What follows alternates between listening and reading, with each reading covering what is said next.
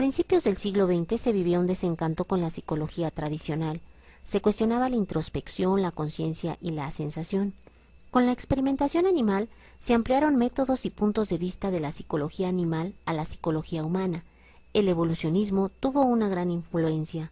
En este video abordaremos algunos de sus principales representantes: Watson, Tolman, Hull y Skinner. Watson es considerado el padre del conductismo. Se inspira en los trabajos estímulo-respuesta de Pavlov. Centra su investigación principalmente en ratas. Su hipótesis era que la explicación de la mente podía beneficiarse de las comparaciones de las habilidades mentales de las diferentes especies. Con esto se ganaría un modesto lugar en la psicología experimental. Watson estudia la correlación entre la creciente complejidad de la conducta de la rata y la maduración de su sistema nervioso. La más relevante afirmación fue que la madurez psíquica no se definía solo fisiológicamente, sino que se determinaba conductualmente. Estudió las distintas sensaciones de la rata en el aprendizaje de laberintos. También estudió la conducta de imitación en los primates, donde concluye que la imitación no era el factor principal de aprendizaje.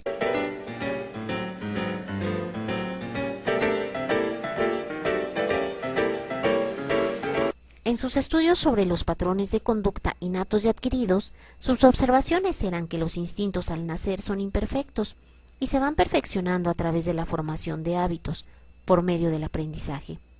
Este es el problema central de la psicología animal y humana. La herencia no tiene nada que ver, lo que vale es la experiencia. Watson tenía la esperanza de que la psicología se convirtiera en una ciencia natural, sujeta a comprobación experimental y a sus propias leyes. Argumenta que la psicología, tal como la ve un conductista, es una rama experimental puramente objetiva de la ciencia natural. Plantea un programa de psicología conductista que deja fuera la introspección y a la conciencia. En cambio, ofrece una psicología cuya meta es la predicción y el control, y cuyos métodos son estrictamente experimentales. Esta psicología parte del estudio del estímulo y la respuesta. No establece línea divisoria entre la conducta animal y humana. Reduce la diferencia entre bestias y humanos a la existencia del lenguaje. Acabaría siendo del condicionamiento la piedra angular de su propuesta, considerándolo como una metodología adecuada para el estudio de la conducta humana y explicativa del proceso de formación de hábitos.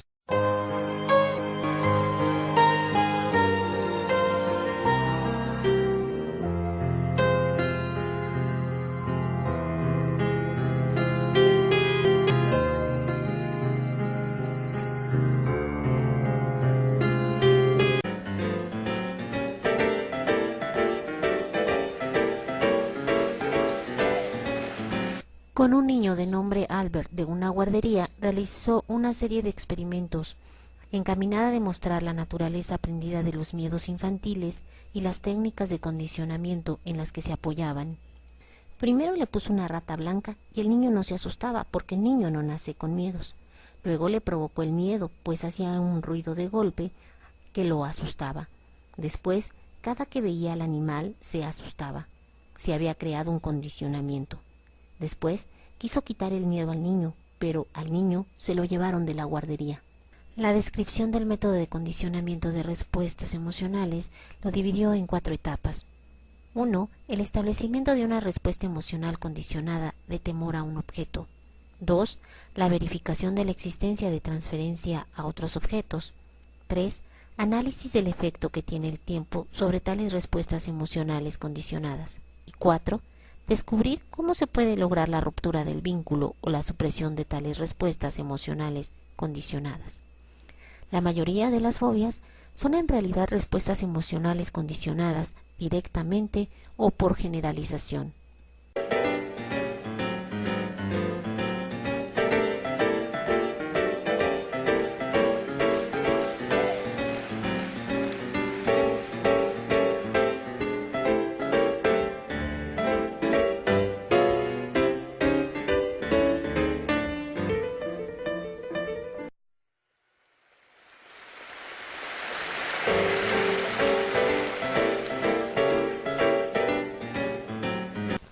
Skinner es una de las figuras más importantes del siglo XX.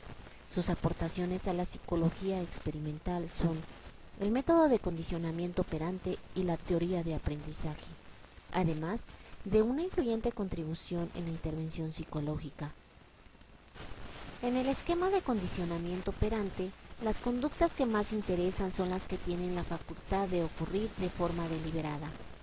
Los estímulos antecedentes de la conducta operante se denominan estímulos discriminativos.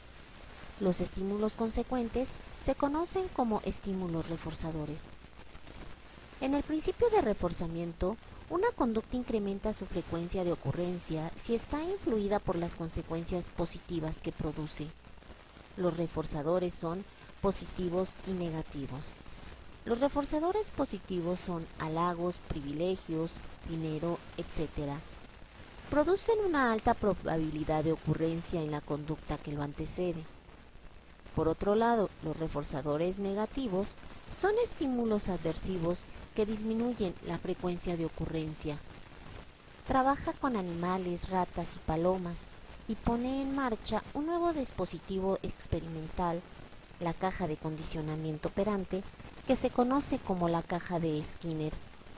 En este, el animal aprende a producir un acto motor simple como apretar una palanca seguido de una consecuencia reforzante como el alimento.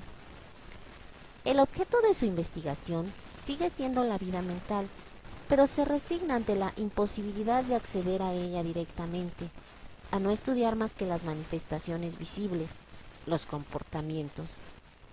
Con el fin de buscar métodos de enseñanza más eficaces, rápidos y económicos, pone en marcha máquinas para enseñar, en donde se dividía la materia en pequeñas secciones sucesivas.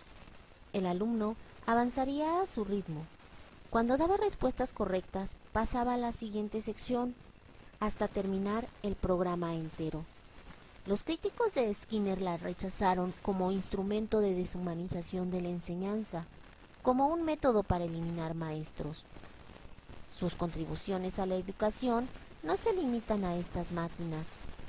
Sus propuestas de disposición de las condiciones de aprendizaje llevan a los alumnos a la construcción activa y autónoma de su saber y favorecen también la creatividad.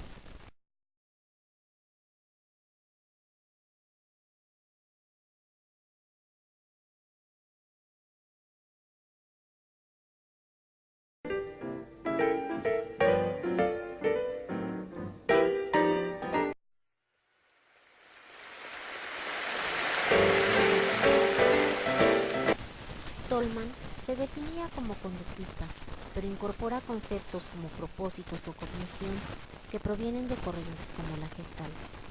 Llama a su teoría conductismo propositivo y podemos decir que fue un conductista. El concepto de la conducta como un conjunto organizado de actos, su carácter cognitivo y propositivo serían el eje central de la psicología de Tolman.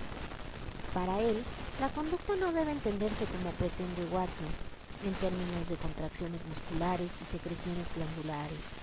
Esto era reducir el conductismo a la fisiología. El objeto de la psicología es la conducta molar, siempre va a referir a un objeto. Para él, la conducta persiste hasta que se alcanza su objeto. La persistencia es la manifestación visible del carácter propositivo de la conducta. La conducta se adapta dócilmente a las características del ambiente, variando conforme ellas varíen, lo que evidencia que el organismo tiene un conocimiento de su entorno. Luego, la conducta también es cognitiva. De ahí que el propósito y la cognición sean determinantes inmanentes de la conducta.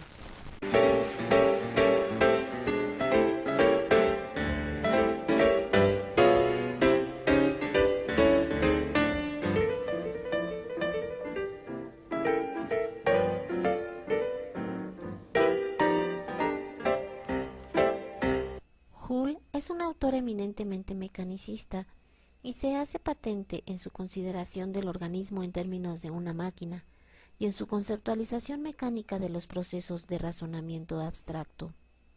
La aspiración fundamental de Hull fue formular una teoría de la conducta de acuerdo con la estructura lógico-formal de un sistema proposicional hipotético deductivo.